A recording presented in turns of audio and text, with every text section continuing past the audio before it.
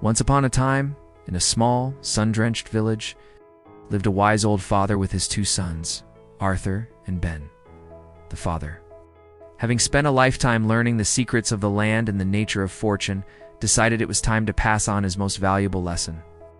One bright morning, he called both his sons to the courtyard. Before them, he placed two identical heavy sacks, each filled to the brim with the finest rice from their last harvest. "My sons," he said, his voice warm but firm, "I am giving each of you a sack of rice. This is your inheritance, your starting point.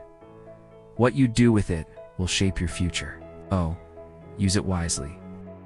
Arthur, the elder son, was known for his cautious and practical nature. He immediately thought about preservation.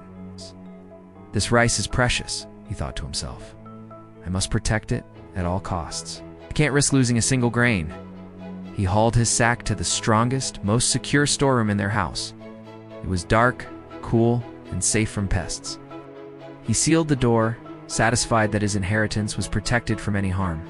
He believed that by keeping it safe, he was being the most responsible. He'd have rice for a long time, rationing it carefully. Ben, the younger son, had a different perspective. He looked at his sack of rice, not just as food to be eaten, but as a source of potential. He saw each grain as a tiny promise of something more. "If I simply store this rice," he reasoned, "it will eventually run out. But what if I could make it grow?" With this thought lighting up his mind, Ben carried his sack to the family's fallow field, the one nestled by the river, spent the next few days working tirelessly under the hot sun. He tilled the soil, prepared the paddy, and then, with hopeful hands, he planted every single grain of rice from his sack. It was a huge risk.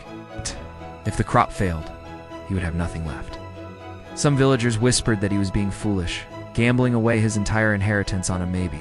Ben had faith in the cycle of sowing and reaping. He watered the field, pulled out weeds, and protected the tender shoots from birds. Months passed. Arthur would occasionally check on his storeroom, pleased to see his sack of rice untouched, exactly as he had left it. He felt secure, believing his careful planning was paying off. Meanwhile, Ben's field had transformed. The tiny shoots grew into a lush, green carpet of rice stalks, swaying gently in the breeze, each one heavy with new grains.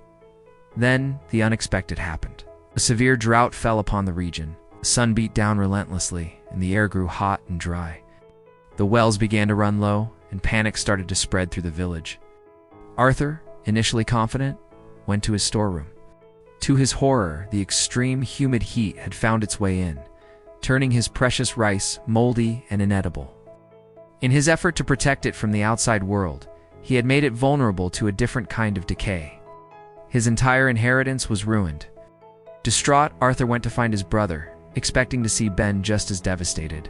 Instead, he found Ben standing by his field, which, thanks to its proximity to the river, had survived the worst of the drought. Ben was organizing the harvest. But it wasn't just one sack's worth of rice he was gathering. The field had yielded a massive harvest, 10 times what he had originally planted. He had enough rice to feed his family for years and plenty left over to sell and to share with struggling neighbors, including his brother Arthur.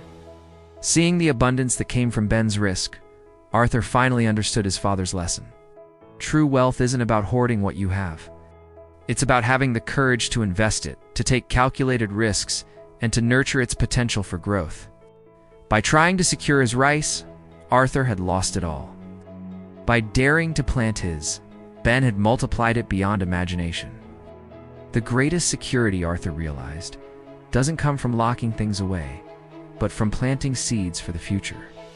Thank you so much for watching. If this story resonated with you, please hit that like button and subscribe for more content that makes you think. We'd love to hear your thoughts in the comments below. See you in the next video.